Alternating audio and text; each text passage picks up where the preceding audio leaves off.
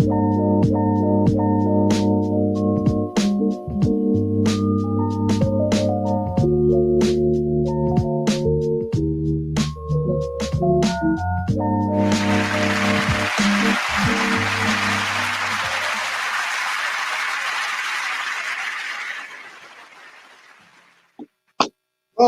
to another week of Living a Rich Life. I am your host, Rich James. Thanks for joining us as we continue celebrating and recognizing amazing women during Women's Month. We're closing out this month with 3 amazing women. You're going to love it. You're going to love the show today. Here on Living a Rich Life Talk Show, we inform, inspire, and encourage each other to live the principles of living a rich life.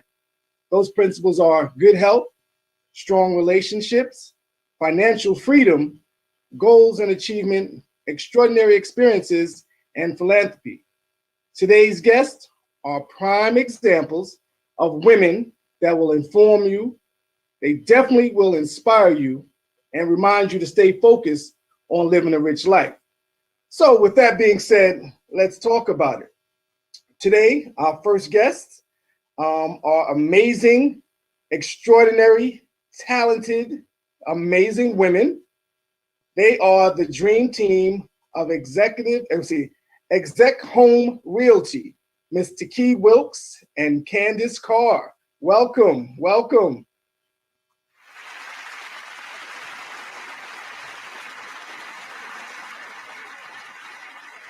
You with me? You got to take yourself off mute. All right, so we're gonna see what's going on with them. Okay. Oh, thank you for having us. We appreciate you. Yes. Well, you know that saying, you know, if you're ever in a meeting and say, hey, I was talking on mute. So welcome, ladies. How are you doing today? We are great. We are super excited to be here, especially for the last day of Women's History Month. Yes. It is such a blessing to be here. We're super excited. It's been a long day for us.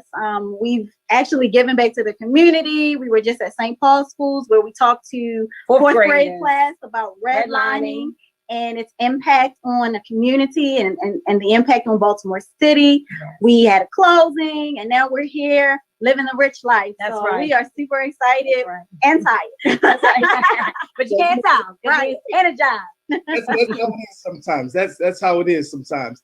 Yeah. So, you know, you mentioned a few things. So you had closing and you had, you know, giving back by talking to some young folks. So we're going to talk about all that. But first, for those that are watching, please tell them where you're from. We're actually both from Baltimore, Maryland, born and raised. I'm from East Side and she's from West Side. Anybody from Baltimore knows we do East Side and West Side. Yes. So. We own the territory. Nice. Now, let's get into this. So you mentioned the term redlining. Mm-hmm. What is redlining? I want to get right into that because when I don't know something, I got to ask real quick because I forget things these days. Great question. So back in the 1930s, redlining there were maps that were used to indicate what areas they would use for, or they would put lower income and primarily Blacks into. Okay. And so those individuals inside the areas that were surrounded by red lines were not able to get funding for loans. They weren't able to get insurances on their homes. And it still impacts our city today. So if you look at certain neighborhoods and communities, and even if you kind of, you know, Chris Rock makes the joke about MLK Boulevard, and you know how he says, if you're in MLK Boulevard in any part of the country, it's probably a bad neighborhood. So that's what redlining did. It kind of put low income individuals and primarily low income Blacks in certain areas to kind of keep them away from home ownership and building wealth. And generational wealth is what we talked about. Mm-hmm. Okay, and that aligns with, again, principle number 3 for living a rich life, which is about absolutely financial freedom. So let's talk about this real estate thing that you ladies are in. So let's talk about it. How long have you ladies been in real estate? We are licensed realtors. We are veteran realtors for over 14 years now. Yeah, over 14 years. Long time. So we've been ups and downs, the market crash, the back, the forth, the ups and downs. So we've been through it all. 14 years. Well, both of you ladies look like you're about 21. Well, Thank you. We appreciate that. Oh, this old thing? Yeah. Now, when it comes to real estate, again, because home ownership is really important. One of the things that my team had a question was like, well, one of my younger team members was like, is there any specialty when it comes to realty? Like specializing in whether it's veterans or low income housing. Tell us what's your realtor specialty? Great point. So we are first time buyer specialty, and the reason why is because we were both some type of way victims of predatory lending. So, for example, myself in 2005, I was told to buy the biggest home that I couldn't afford, and I purchased it. The realtor was more concerned about the bonus. He got the bonus. Guess what? 4 years later, I went into foreclosure and bankruptcy because I couldn't afford the house. And I told myself, I said, I never want anybody to sit in my seat. I never want anybody to go through what I went through.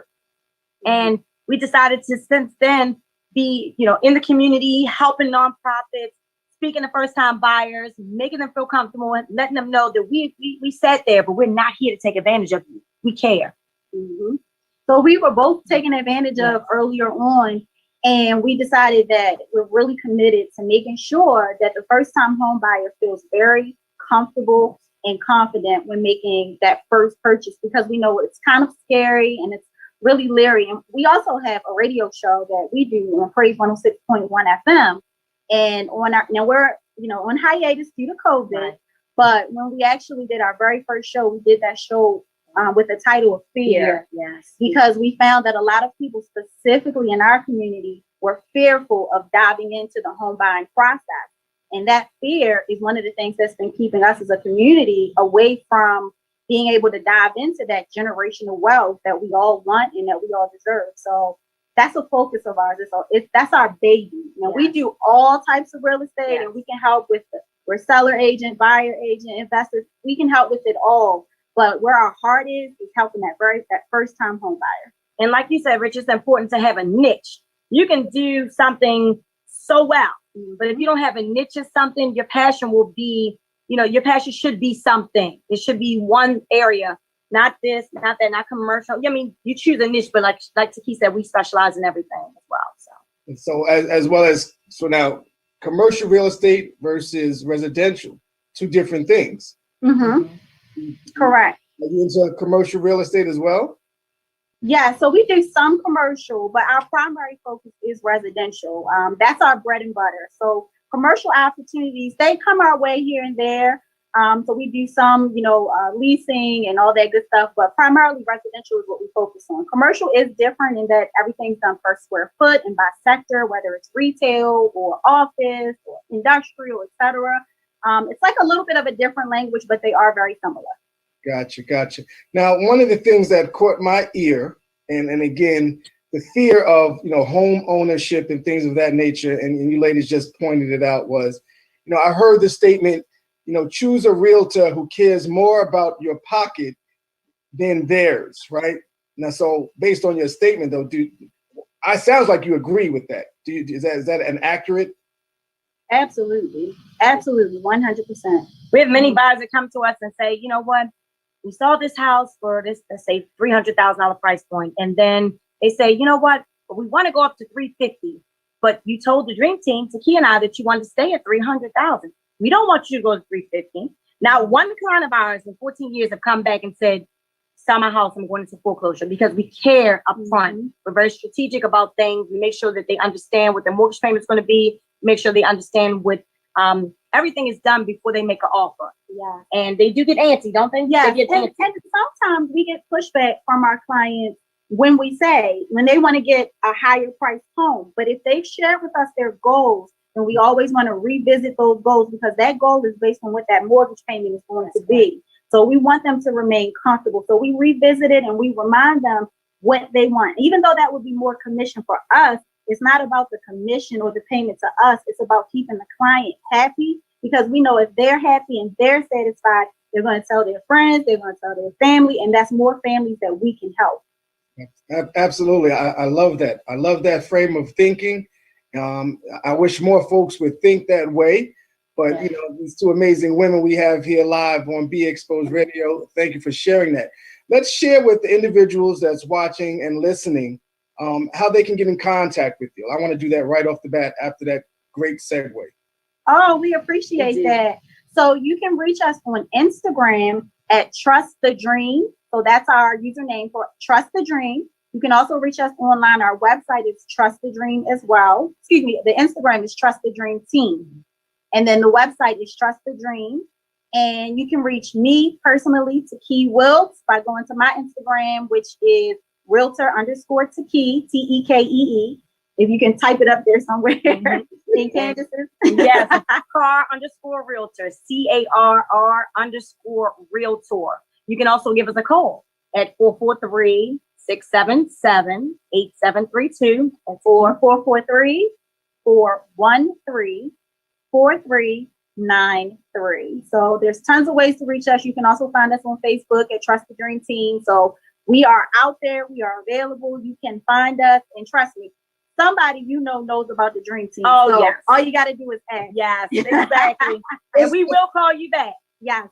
Follow up is super important. And our mailboxes are never full. Never. That's a pet peeve of ours. That's And not we answer acceptable. the phone. Nice. So I was going to ask, when the phone rings, do you answer it, or an assistant answers? That's always a telltale for me as well when it comes to house ownership and buying. Great question. We're very personable. We answer our own telephone. Okay. If we're with a client, we're showing houses for 2 hours, we cannot answer the phone. We give each individual client our undivided attention. You will never catch us on the telephone saying, excuse me, I have to take another call. That is a no-no.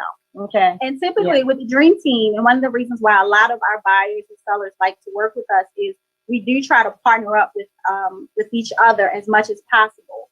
So what that means is when you have a realtor who with the Dream Team, you don't just have one realtor, you have two.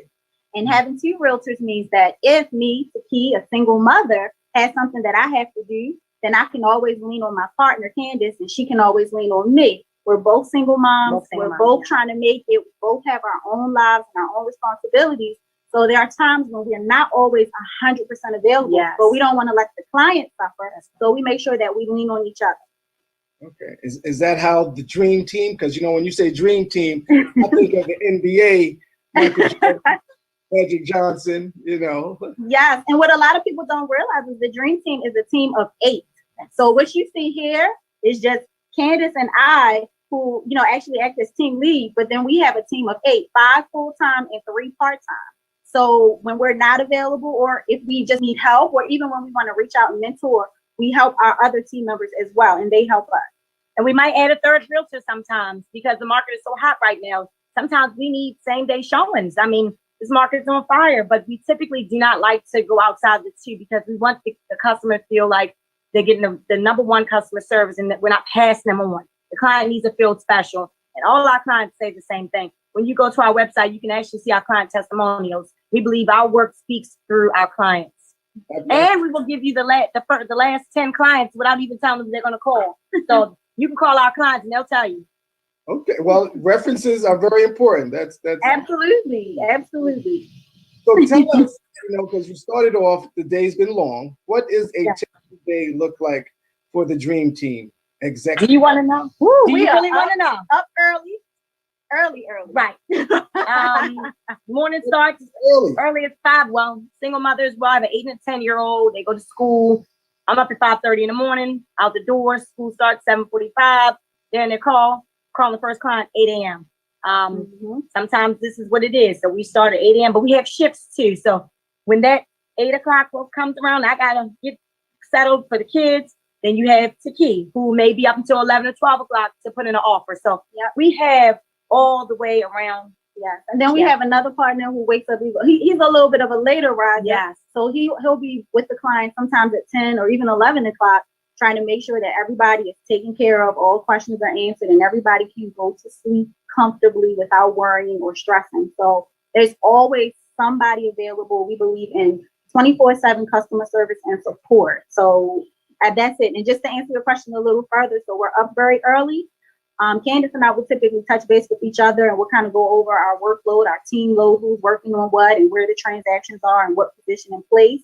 And then we'll do our follow-up calls and touch base with lenders and clients. We have our assistant do our schedule. So then she'll download our schedule into our phone so we know where we need to be. And then we also know who we need to delegate responsibility to. And then, we'll do showings. We may negotiate a contract or negotiate repairs throughout the day. Hopefully we have a closing, right? Yes. So what team do you know from 8 a.m. until 11:30 p.m. around the clock? Around the clock. Right. And it just goes on and on until then. Yep. So the one thing when you have those long schedules, and I always like to give my team a shout out. So right now I'm gonna shout out my producer Monty, who just again he handles everything, and not just my show, but about four or five other shows, right, Monty? Wow. High five, Awesome. Monty. That's Awesome. You're making it happen. Yeah, that he does. And I usually don't get up till about 10 o'clock in the morning. So now we're thinking about you when you wake up, 5:30. You been So Candace and I are like, well, early bird gets the worm. That's right. By the time you wake up, our offer has already been accepted. Our client is celebrating. We might be at closing. I know that's right. We worked out. We already worked out. We've done it all. And we prayed. Amen. We Oh, prayed. yeah, amen. Faith. And we will. As long as the client allows, we will pray with our clients. We'll pray with them in the middle of the living room floor before the offer is accepted. And we're serious about that. Absolutely. I believe it. I definitely believe it. So let's talk about how technology is playing in this world of real estate, right? Mm-hmm. There's so many different ways of, online marketing, advertising. And, I read that the internet is a critical tool now for selling homes. How would you market, my property online? If I had a property online, how would you market that? So the internet has been really important, especially right now with COVID, because there are some properties that you can only see virtually. And there's, of course, DocuSign to get contracts and things signed. And, the internet has been imperative. But in terms of marketing your property, first and foremost, we're going to put it in Bright MLS, which is the multiple listing service, which gives your property or gives, I'd say, hundreds of thousands of agents access to your property. That's also going to be linked to Zillow, Realtor.com, Homes.com, all the platforms that people are using to search for properties. In addition to that, Candace and I used to have on our radio show, we would showcase Home of the Week. That's cool. So we would market your property that way, giving you access to the Radio 1 praise audience. And then social media, of course, our own personal pages, our team page. And then, of course, we're going to reach out to our agent friends and all of our colleagues and let them know we have a hot new listing. Definitely bring your buyer. We reach out to our friends and family and say, hey, do you have a buyer in this price point? I've got a great property for you to see. So we pretty much go above and beyond. Okay. Somebody said West Side. Oh. Generational wealth is very important. Yes, 100%. And Rich, to speak to that as well, social media presence, so important. We were also ranked out of 50 Maryland realtors, ranked number 8 for our social media presence. Yeah. So we got some numbers. Like I got a good team. They do some digging. They pulled up some numbers. Yeah, we definitely checked y'all out. I want to stay online with the social media aspect. And it sounds like you use video and virtual tours to market homes. Is that an accurate statement? So yes, many agents do use the virtual tours, but we actually haven't been doing the virtual tours because we found that most of our buyers, they prefer to go into the property. They want to see it. I mean, they may take a look at it online, but at the end of the day, they want to go into the property and really put their eyes and their hands and feet on the property. Absolutely. And when I saw this question by my team and I was reviewing it, I know you used to take pictures. Yes, that's true. So I was like, well, they probably using that skill because again, this amazing woman, that skill. But I guess again, I like to be on the property itself. To be honest. Yeah. So. And that's a good point. So photography is something that I did do in the past, but honestly, we have so many clients and our workload is just so large that I don't even have the ability to do that type of photography. So we actually hire photographers. We have 2 companies that we typically use right now. and they pretty much do all of our photography for our property. Okay. So what are some ways to make sure a home that's, it's more marketable? What's some ways that you guys use? First and foremost, anyone who is looking to sell their home, first thing you want to do is hire the dream team. That's right. Because what we'll do is come out and assess your property. So we're going to look at it with a buyer's agent eye, which means we're going to go through your home and look at what is a buyer's agent going to say to their buyer when looking at your home. So if we notice cracks, border lines, chipping paint, things that would be a red flag or an issue, we're going to point all that stuff out so you have the opportunity to fix it, repair it, or decide how you want to handle it. Next, once you're looking around your house, first and foremost, declutter. Yeah. You want to make sure that your home is open. You want to make sure that it's as spacious as possible, that you don't have too much furniture in one room. You want to make sure that it is clean, and it's not a bad idea to have it professionally clean.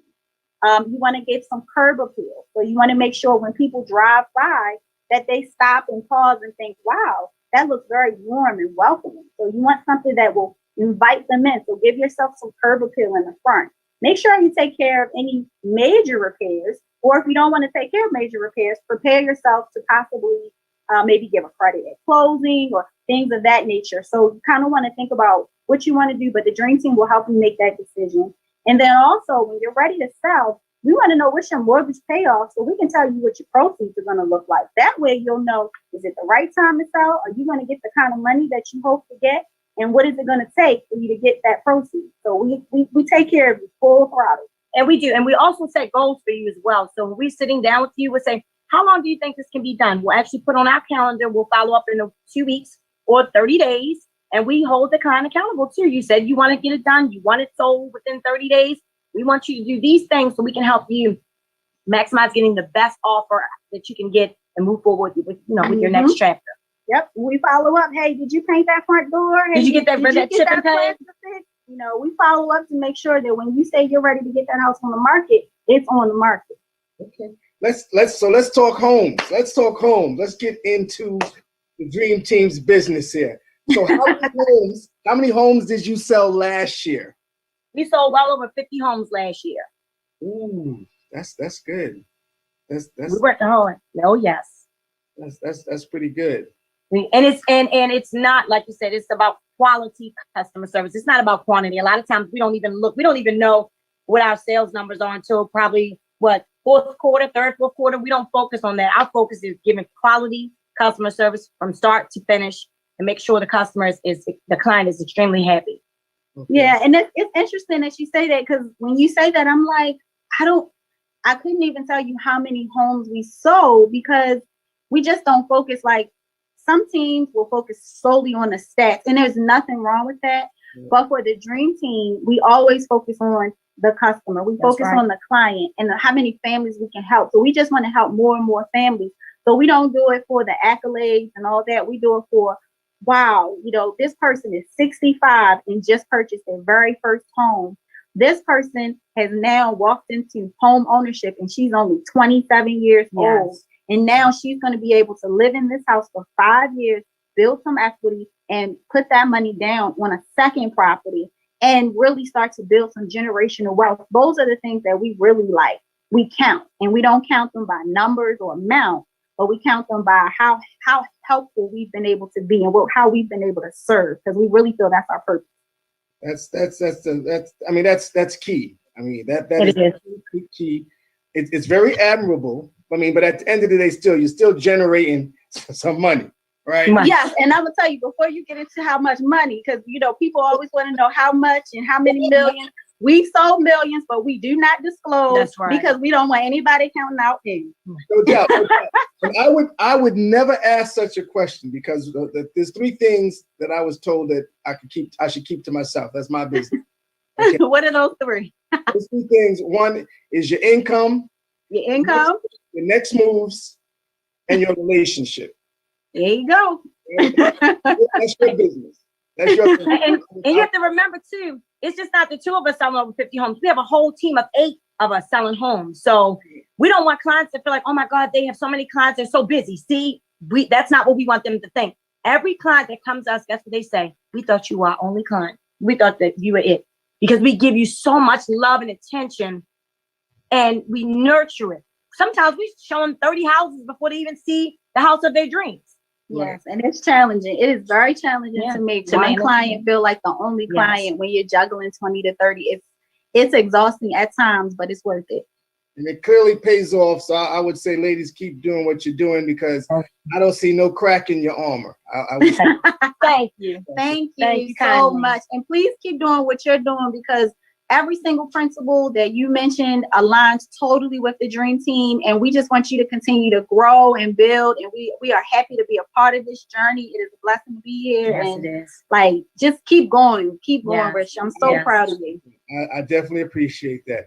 Let's continue on this home front, right? As we start selling houses and let's change the terminology as we talk about putting families in homes. Yes. Going to be in for a while, right? So what's the general time frame or maybe the average? What's the average number of days from the original list price to, you get an accepted offer for you guys? Wow.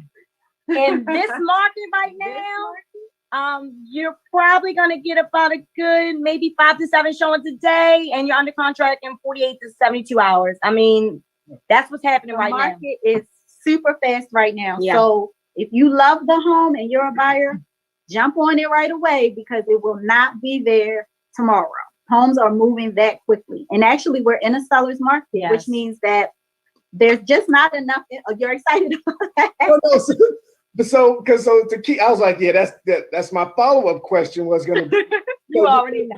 It's a seller's market. It's a buyer's market. Right. Tell our folks that are watching and listening here at Be Exposed Radio, what's the difference? Because again, we're educating folks, we're informing them. Absolutely. So the seller's market just means right now there is just not enough inventory, for the amount of buyers that are out there.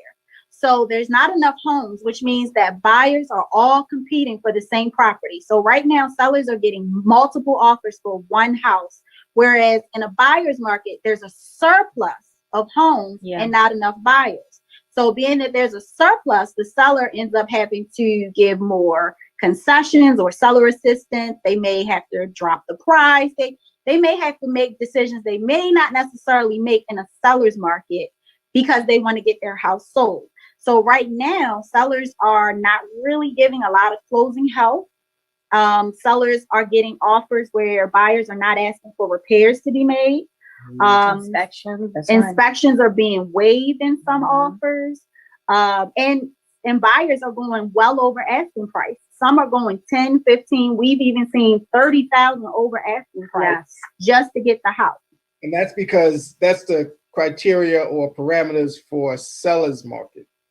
Yes, and that's a couple of things are causing it. Number one, COVID. There are some sellers who just aren't putting their houses on the market. So that's causing there to be less inventory. And then right now, the interest rates are so low that there is a surplus of buyers. Everybody's trying to buy to take advantage of those low interest rates, which is causing even more buyers to flood the market and not enough inventory. And we're going to give you an example, Rich, too. We're big on examples. We list a house for sale in PG County. So we're all over Maryland, okay, everybody? All over Maryland. Yes. County. We listed the house. No, PG got the brand. In PG County. Okay, we were down in Brandywine. We had 50 showings in 5 days. So much that the clients moved out of their house to move into a hotel. Okay. So that means we had 7 offers. Could you imagine out of 50 people, 7 offers, there's 54 more people who are still looking at homes in that price point. And every offer was over the asking price. Everybody wanted the house. So they all went over asking price. And I mean, that's just the kind of market that we're in right now. So as a buyer, don't get discouraged. It doesn't mean you shouldn't get into the market. It just means that you need to be prepared to be competitive. You need to be decisive about what you want.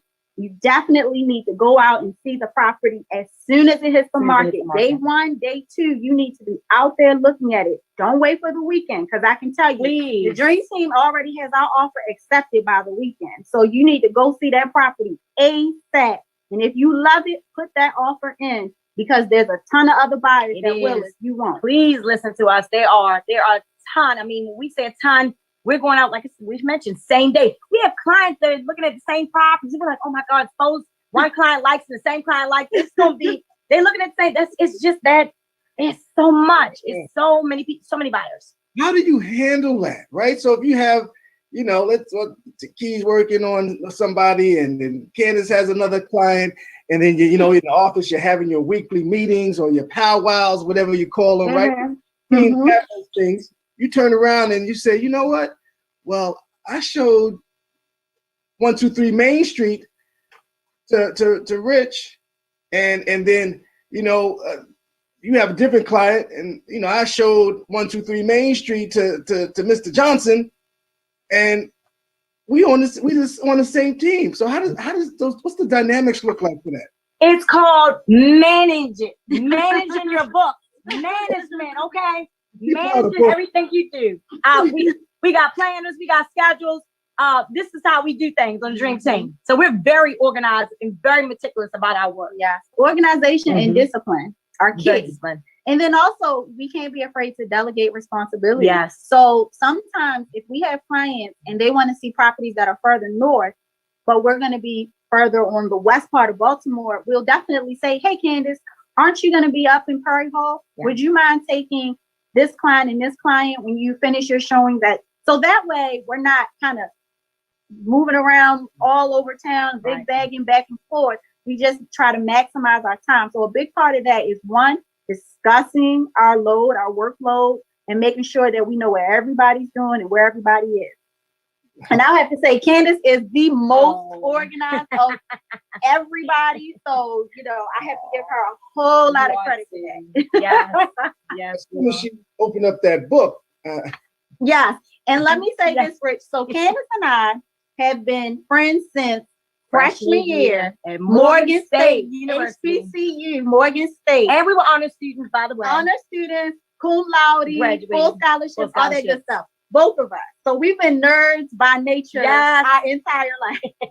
But that planner, which you just saw, she has had a planner like that since freshman year. She has always been meticulous and organized just like that. When we had exams, tests, finals, study group, it was always in her planner. And it has paid off to this day. So I share that to say, your friends may laugh at you if you're that person, but it will pay off in the long run. Success. That's really a good segue into this next question.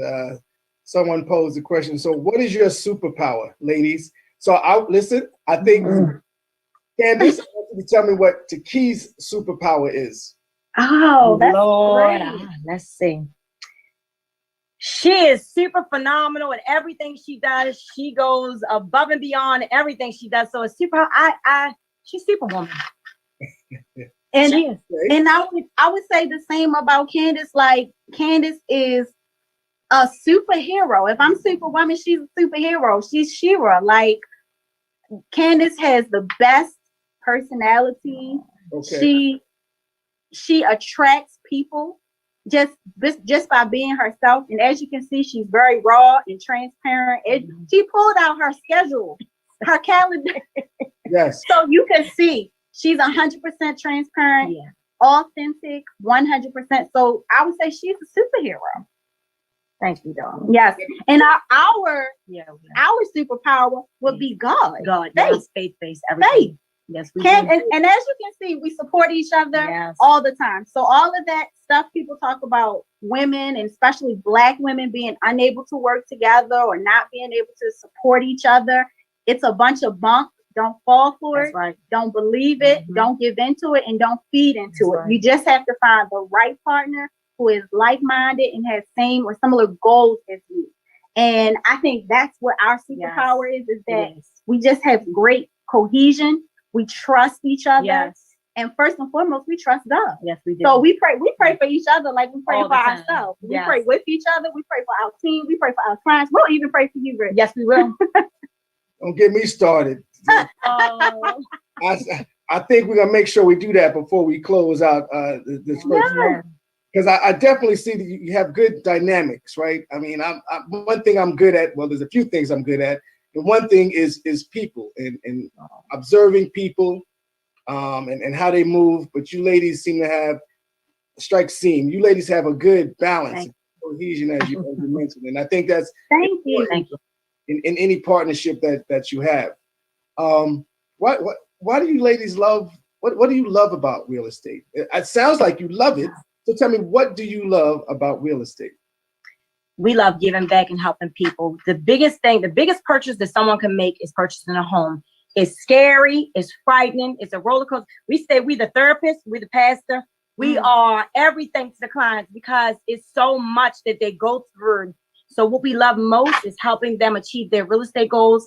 And if a lot of you follow us, you'll see at the end, you can't see the face now because you COVID, but the smile on their face. Yes. When they know they're getting the keys to their home, you bring chills to my body. It's rewarding.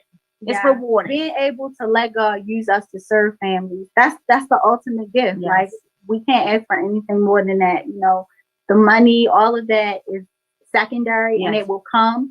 But most importantly, we're just able to serve, and that's awesome. Yes. Absolutely. That's definitely. I got to tell you, I'm really enjoying this conversation. Are you? We are as well. This is my first time meeting you, Candace. Nice to meet you. I've known Taki for some time now, and long time. She used to take pictures. I've seen her make moves. I've seen her make moves. Yes, I've always been an entrepreneur. Yes, she has. And can I say this about Taki? Absolutely. One thing, when I graduated from college, I went right into, I want to be a pharmaceutical rep. I was a pharmaceutical rep. I was this, I was this. She said, I just like entrepreneurship. And we were just geeky, really, in school. And I thought she would be in corporate America. She said, nope, I'm doing this, I'm doing that. Lo and behold, did she say, call me and said, I got my real estate license. You gonna get yours? I'm like, really? I'm in pharmaceutical sales. And I did. And when I got laid off, it was the biggest blessing that could have ever happened because I said, God, if you allow me to get laid off in this industry, I'm going to do your purpose. And real estate, been doing it full time for 11 years now. So the true message to that is you may think you know what you want to do. And sometimes there's a setback or sometimes there is, a barrier that's put in your place and you don't necessarily understand why. And this also applies to the real estate process. Yes. You may think you found your dream home and all of a sudden your offer may not get accepted or the seller may not make the repairs you want. And all of a sudden you find yourself like, hey, I thought this is what I was going to get. I thought this was for me. And now it's not. Now I can't have what I thought I wanted. And sometimes you have to take your hands off of it. You have to pray about it and understand that God may have a better plan and a bigger plan. And I guarantee you, whatever he has for you is going to be even better. Amen. So she thought pharmaceutical sales was the way to go, and God had a better plan. I agree with that. I'm not the most religious person. I do believe in a higher being. And I know that for me, he took me down a path that I had to do some shifting. So I we all have been down the path to shift. That's what happens. He shakes us up a little bit until we figure out where we need to be. Facts.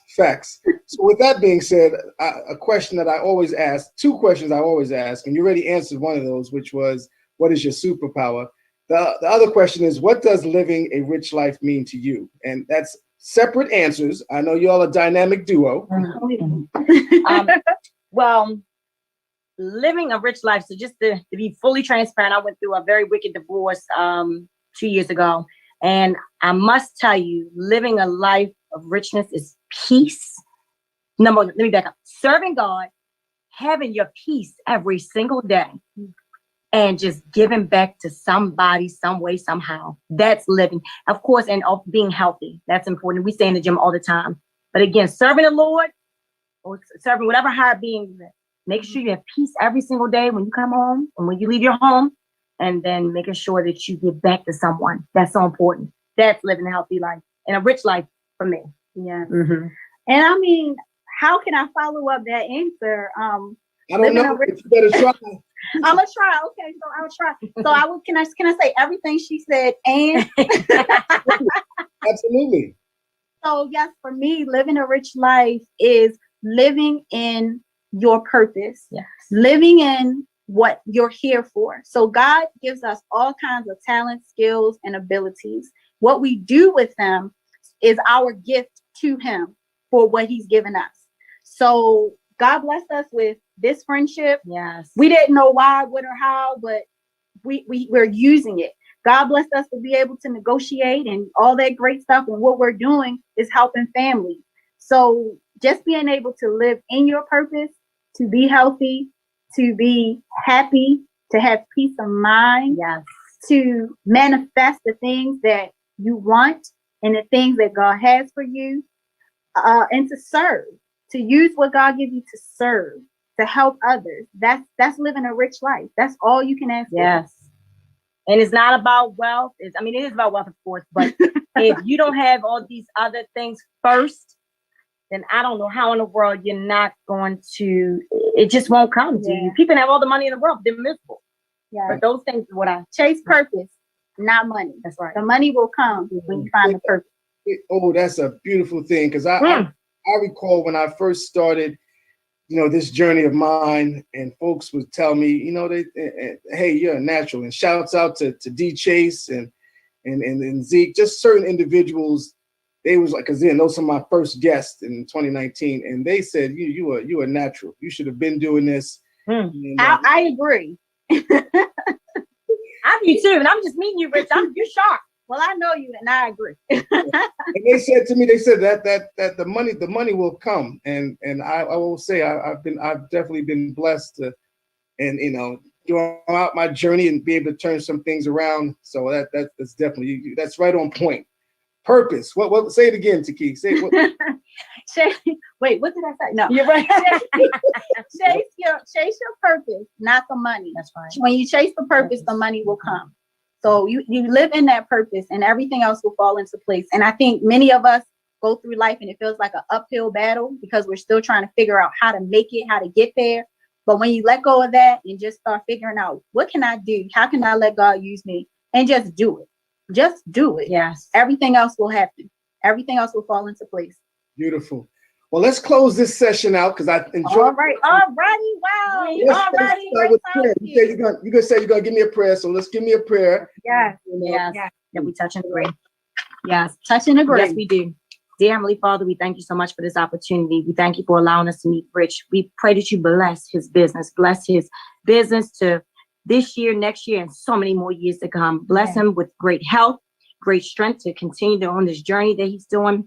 He's touching so many people, and we just ask for blessings in his family, blessings over our family, blessings on any client who hears this or any person who hears this, that they want to be touched by the dream team of Executive Home Realty. We're here to make any dream come true. And Heavenly Father, we just come before you and we ask that you bless living the rich life with abundance and overflow. May this show go further and faster than you could ever imagine. We thank Rich for giving us the opportunity, and we pray that anybody who is watching, who is living in fear of anything, but especially fear of purchasing a home, will give us a call and let us walk them through the process, Lord. We pray that you will take fear away from anyone who is feeling it, anyone that's dealing with any anxiety or uncertainty, Lord. Take it away from them and let them have the courage to live in their purpose, the purpose that you have for them. And we thank you once again in Jesus' name. Amen. Yes. Okay.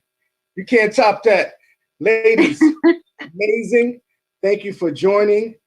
Thank you for having us. Absolutely. I passed you some information, so I'm sure we're going to touch base. We ain't got to talk every day, but when we talk, it's always a pleasure. Yes, Amen. Let's stay connected. Thank you so Rich. much, Rich. We had a great time. We did. We appreciate you. Yes. Be Keep blessed. living a rich life. Dream team. Thank you. Yes, we make dreams come true every day. Every single day. I'll drink to that. That's right.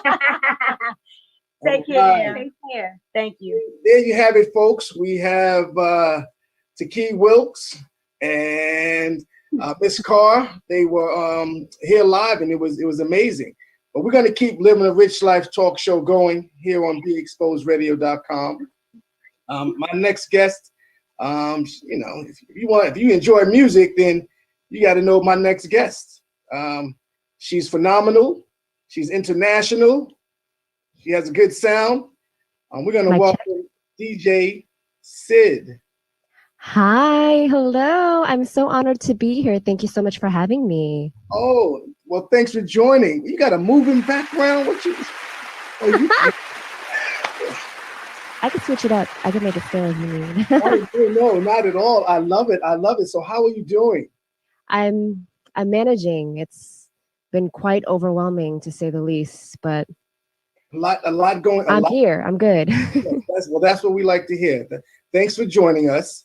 We Thank you want for to talk having me. music. We want to talk a lot of different things going on. But first and foremost, let folks know where you're from. I am from Northern Virginia.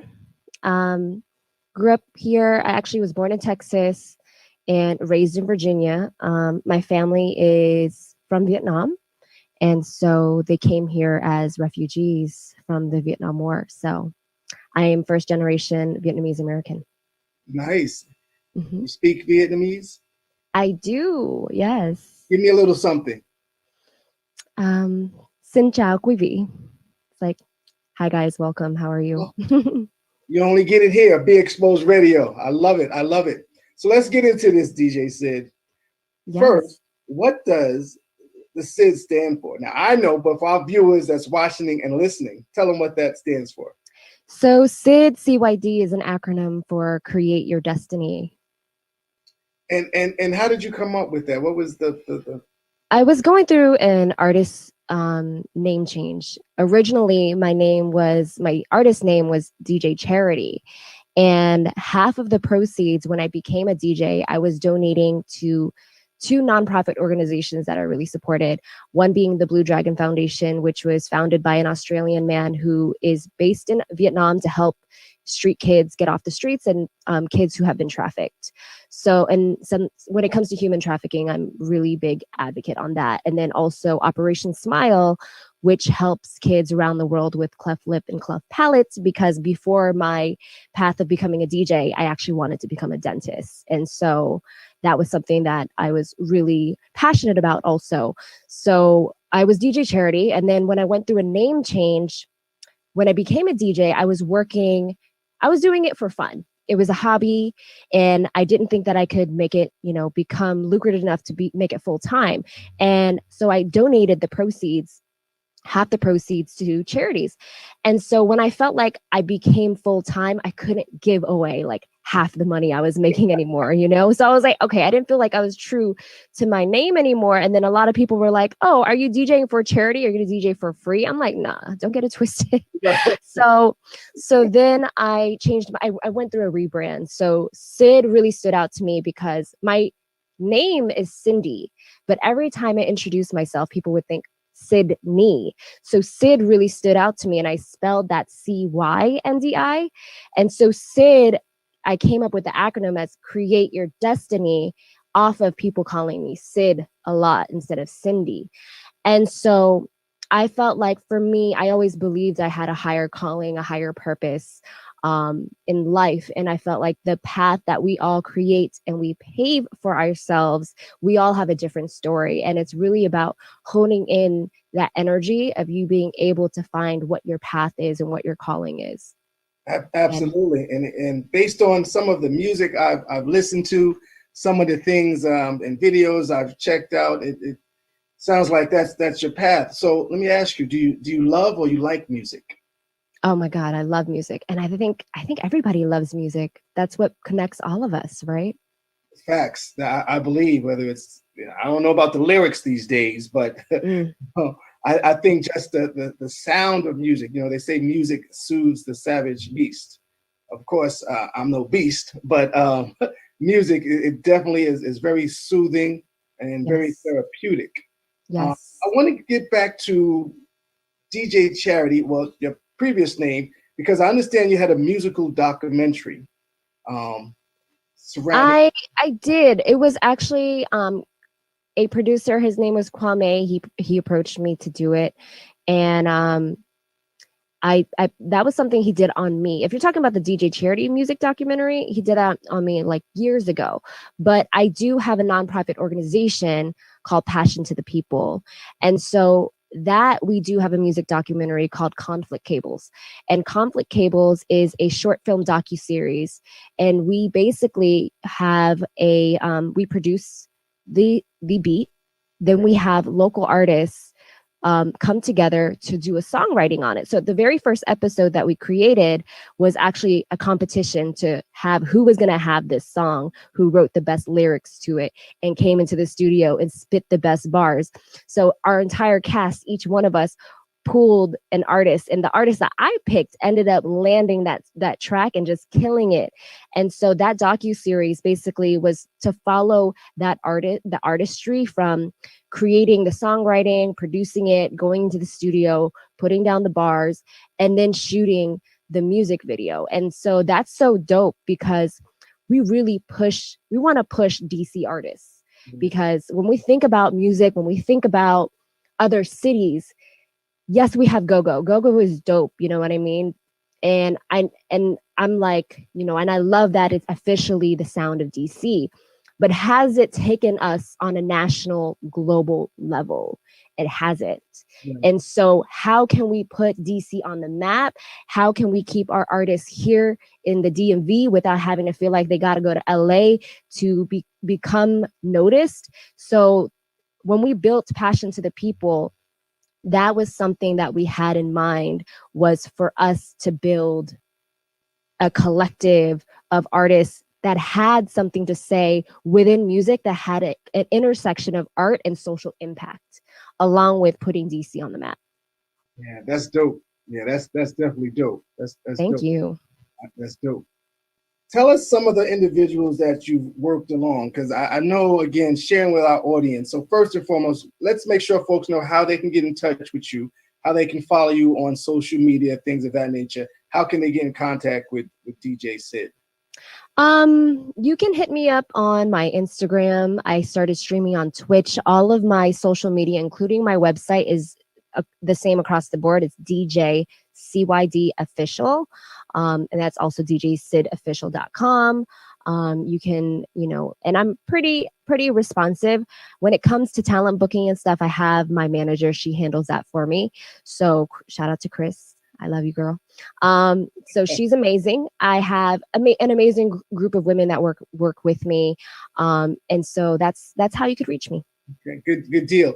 And you do know, as they say, this is Women's Month. As far as I'm concerned, it's Women's Year all around, because there's nothing like a woman. That's the first and foremost. Thank you. So I appreciate you joining and closing out Women's Month for us. But again, I see opportunities where we'll definitely be able to work together at some point in time.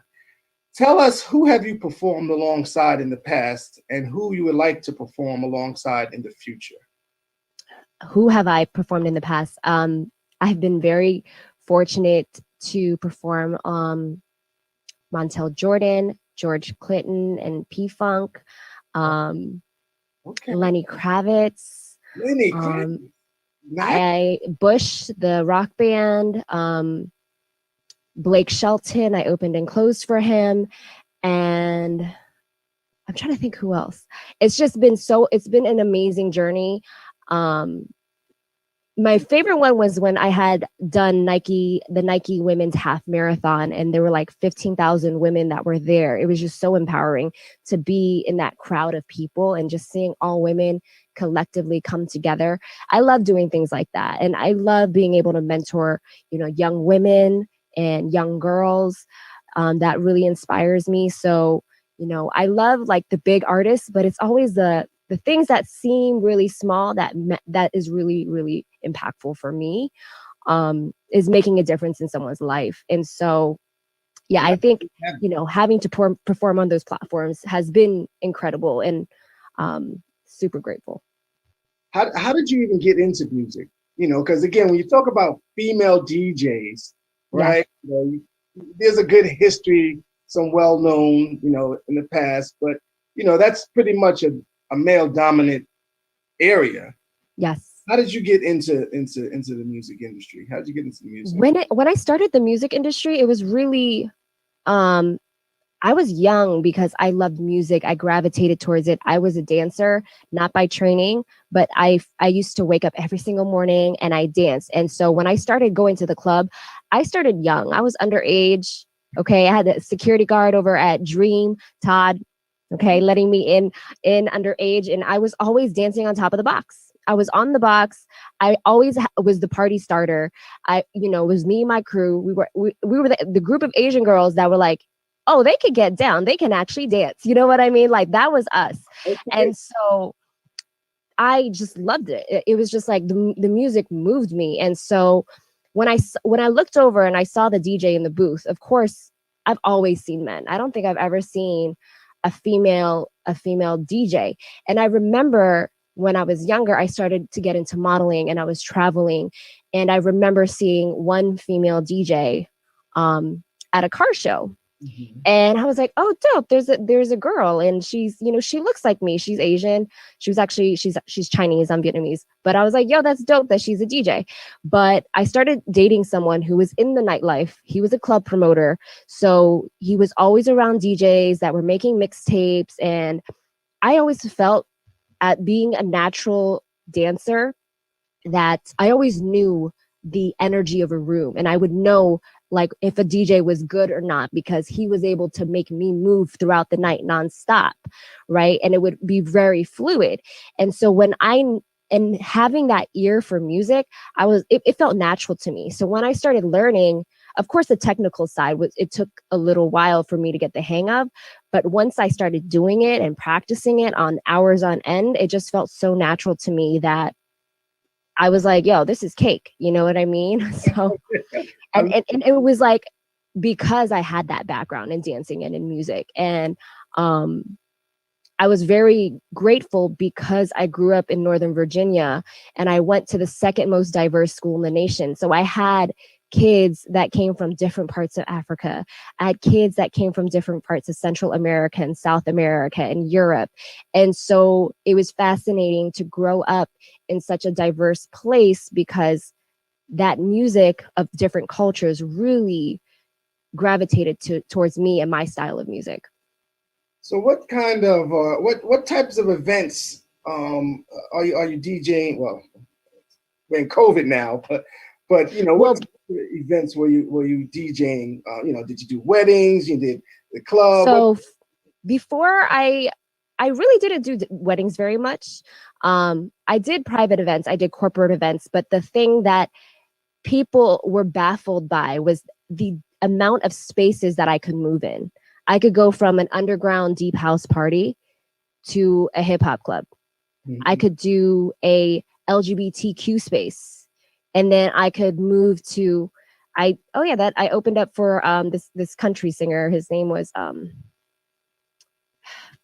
what was his name? It was something Kip, besides Blake Shelton. But you know what I mean? Like I was able to move in so many different spaces, and I did Latin parties too. So it was like nothing really was off limits for me. You know what I mean? Right. And so I did, and what I was really known for was doing like high end venues. Like, I was doing the Four Seasons and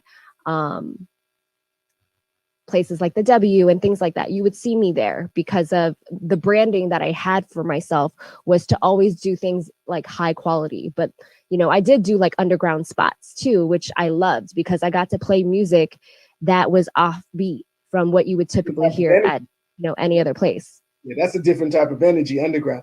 Now, do you do things just in the DC? I believe my team pulled up some information that, one, I think you're probably a traveler. You've done some international tours. Yes. So I want to hear a little bit about that. How's it? Because you got different audiences. Yes. And how to keep them engaged. One of the things that actually, kind of fuels you to move forward with DJing. Because it's not easy to keep people on the dance floor all night. But when you can do that, you're doing something right.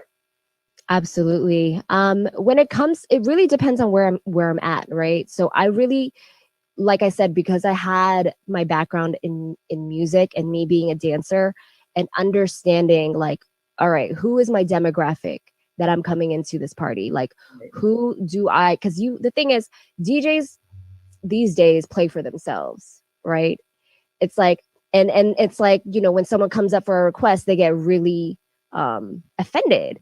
But being the disc jockey, you were supposed to appease people and play what they want to hear and have them sing along, have them rock.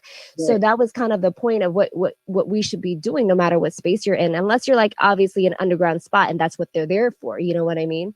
And they're trusting the DJ, which I think there's an important balance and element between trusting the DJ and then working in these requests to fulfill like what this crowd wants. So being able to have that balance and understand is such an important aspect of being a DJ. And so being able to move from different spaces and allowing me to travel, a lot of my bookings wasn't not necessarily based on my fan base, but more so my clients, because everything was through word of mouth. Oh, that's what's up. That's what's up. That's, and that's so funny that you mentioned, DJs these days play for themselves.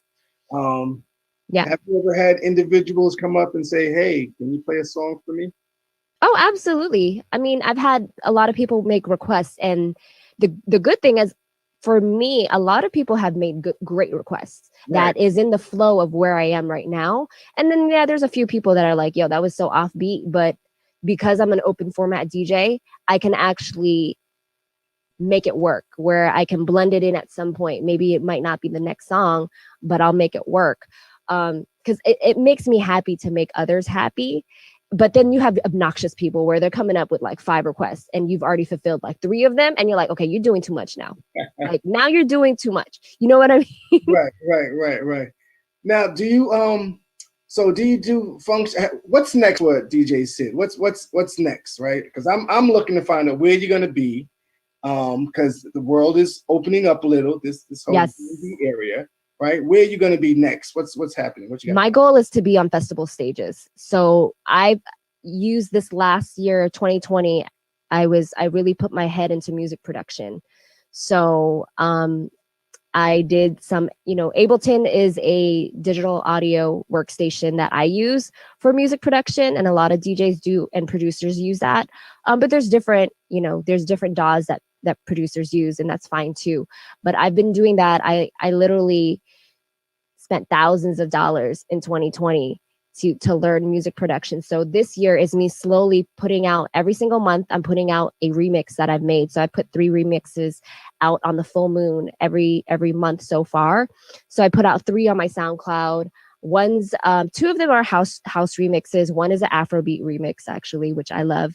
And so for me, music production and really getting to know like what sound is it that I want to be able to produce and know myself as a producer and artist, and being able to sculpt that out so I know how I can build my fan base based upon my sound.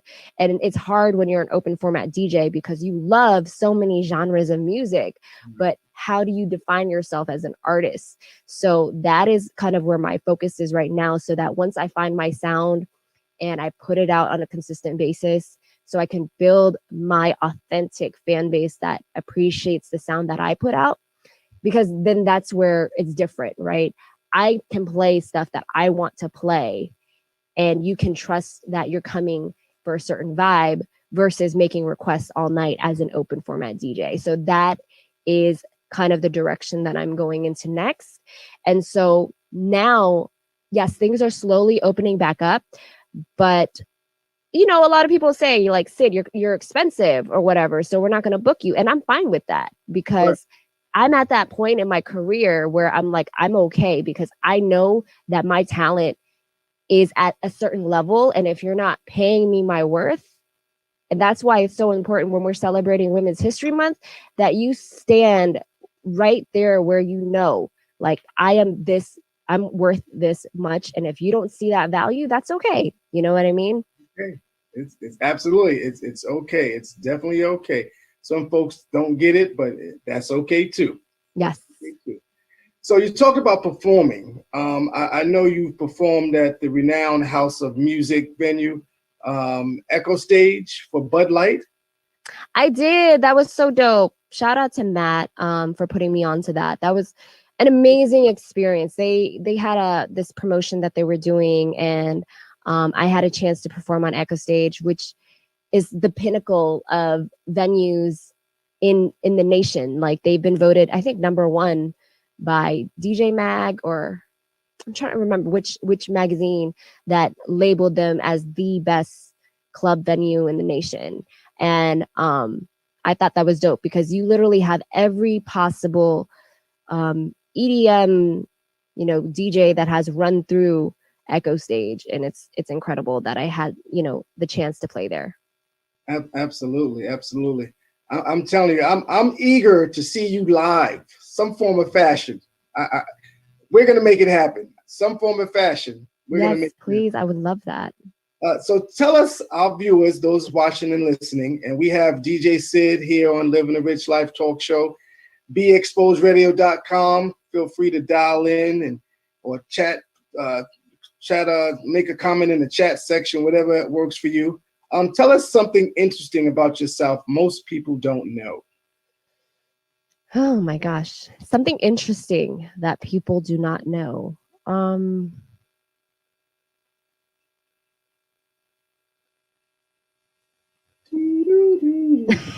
like, because I feel like I'm an open book. So I'm like, damn, y'all know me, know it all. But I'm a mom. I'm a mom of a 1-year-old. And, you know, it was funny because I didn't announce my pregnancy until I was about to explode, you know? So it was like, whoa, she was just popped out of nowhere and she has a baby. And so I have old friends that are hitting me up now, like, oh, I didn't know you had a kid. I was like, yes, you know, I like to keep him out of the limelight. Right. That part of my life.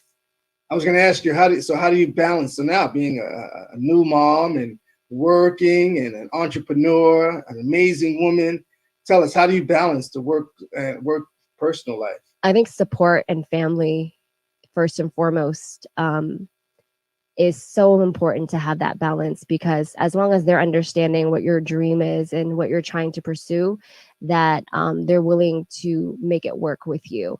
And so for me, it's my passion and my drive. I've always been a person who's held multiple jobs at the same time and was going to school at the same time. So for me, balancing and maximizing my schedule in a 24-hour day was easy. You know what I mean? And like lack of sleep was normal for me because I was like, yo, I'm an insomniac. So for me, the key is to really plan your day, plan your week, plan your month, plan your goals. And then being able to be flexible enough so that you can adapt to changes, but still keep your eye on the big picture of completing a goal. Absolutely. There's 2 questions that I always ask my guests. 2 of my favorite questions. One is, tell me, what is your superpower? Everyone has a superpower. Tell me, what's DJ Sid's superpower? My superpower is my compassion. Okay. Yeah. Because that drives me to bend over backwards for people and uplift other women, uplift other men in ways that really brings us together. I really believe like that's my superpower. Okay, that's not a trick question. The second question is, and it kind of goes with the whole theme of living a rich life. What does living a rich life mean to you? Living your life on your own terms. Okay. It's your own terms. Yeah. Easy. That's the easy, simple, period. Okay. That's a beautiful thing. I sum mine up in 6 principles, but at the end of the day, that's really what it is, in your own terms. So if you want to eat a bunch of then do it. But you know, nice. You mentioned the different music, the genres of music that you play. Do you have a favorite? Oh, that's tough. R&B. I mean, it's hard because I love everything, but between dancehall and R&B are my favorite. Dancehall, R&B. Can you sing? Can I sing? You have many talents, DJ Sid. I might be able to sing. You've modeled, which I could see that. You're an attractive woman. You know, you're talented because I listened to some of your sets, right? Because that's what they call sets, right? I had a few DJs actually, and this month I had DJ Kibi. She's a pretty known DJ here in Maryland, in Baltimore. Awesome. Yeah, I see they're getting it. I tell you, I gotta make sure I connect you with some of these folks. other Please do. DJs. It's good. I'm not just a radio host, but I'm a network concierge, as you'll I see. love that. So we'll definitely make those connections. I definitely want to make those connections. One more question for you. In terms of the sort of technology, we talked about the technology. You had to learn it and things of that nature.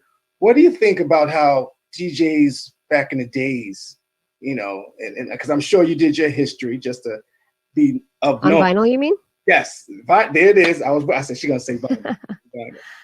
I think it's important to learn. I think it's the foundation of because I actually collect vinyls too, and I still have a turntable, which my partner has right now. I think it's important to understand and perform on the foundation of using turntables and vinyl. And then once you go from there, you really could perform and play on anything else. So I think it's an important foundation. But I also think that because of the affordability of DJing now, that if you can't start there and you start with something small that costs you $50 or $100, that's fine also. Because that's the great thing about technology. It's come such a long way. And it's good and it's bad. It's good that it made we don't have to carry those heavy crates around, right? Like, and at the same time, you're not limited in what you can play, because if that was the case, DJs got to get creative in how they, how they're going to maneuver throughout their night, and you're not listening to the same thing over and over again, because collecting vinyl, especially now, is really expensive. Right. And so having the ability to just carry music, even as small as a thumb drive, is amazing, and how much music you could have. And so it allows you to have selections. The bad thing about that is that because there's so much music, you don't really get to dive deep into a genre and know it so well and find gems that you can play. And, I miss those nights where you would have an all hip hop room, a all house room, Yes. a funk room. You know what I mean? I miss that, because you really get to hear the gems and really trust like the DJ is taking you on this journey. And that's, so there's like the benefits, but then there's like, because now everyone wants to be an open format DJ. Yeah. So, so it's like, what are you really specializing in that makes you unique? Yeah, I think that's, no matter what you do, I think there's still, you should have a niche, or is it niche? Yes. Right. Something along the line, but that's kind of where we are now. And I guess we gotta roll with it. What would you say to anyone, more importantly, what would you say to a young lady looking to get into the music industry, looking to DJ, and anyone else that's listening out there? What information would you share with them, or inspiration would you inspire to them today? I tell all my mentees, I say, practice. Practice until you feel good and you're confident, because the one problem that I do see that women do, and it's harming to your own potential career, even though it's just a hobby, it could become a career. And when people hear you and you're not fully prepared and your transitions are a train wreck, people are not going to be kind. And not only that, but you don't know who is in the room. So you could either break the possibilities of you getting a booking for a possible gig, or you can create a really bad reputation for yourself where you don't get booked. And so it's important that when you come out, that you're fully ready to be you've bloomed into a butterfly, that you're not out here as a caterpillar on the DJ tables. You know what I mean? Like, you fully bloomed and you're ready. And it doesn't mean that you're always going to be fully ready. It's important that there's that balance, because you're always getting better. You know what I mean? Absolutely. Absolutely. I'm still growing. As a radio host. I'm still growing. I'm still learning. But I think, again, practice, and respect your craft, learn the craft, and, ask others for help sometimes if you need. So absolutely. Well, I want to, it's never enough time. I tell my guests there's never enough time, because I can talk a dog off a meat wagon. I can. I love that. I really can. I want to thank you for joining. Thank you so much for having me. I really appreciate you, Rich. Oh, well, thank you for, again, closing out, folks that's watching, that's listening. We have DJ Sid closing out Women's Month.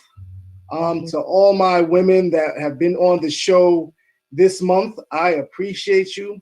I respect you. I love you. Keep doing what you're doing. DJ Sid, keep doing what you're doing. I look forward to connecting you with some other female DJs that I have Please do. come in contact with. So I'll just say, this usually I give a long, rich life closing remarks, but I'll keep it simple and I'll keep it focused on the women. Again, thank you, ladies, for being on my show. Again, I appreciate your input. I appreciate you sharing your story. Until next week, I want you to stay focused, continue to be inspired to live a rich life. Once again, my name is Rich James. Good night, and thank you for tuning in to BeExposedRadio.com. Until next week. Thanks, Sid. Thank you so much.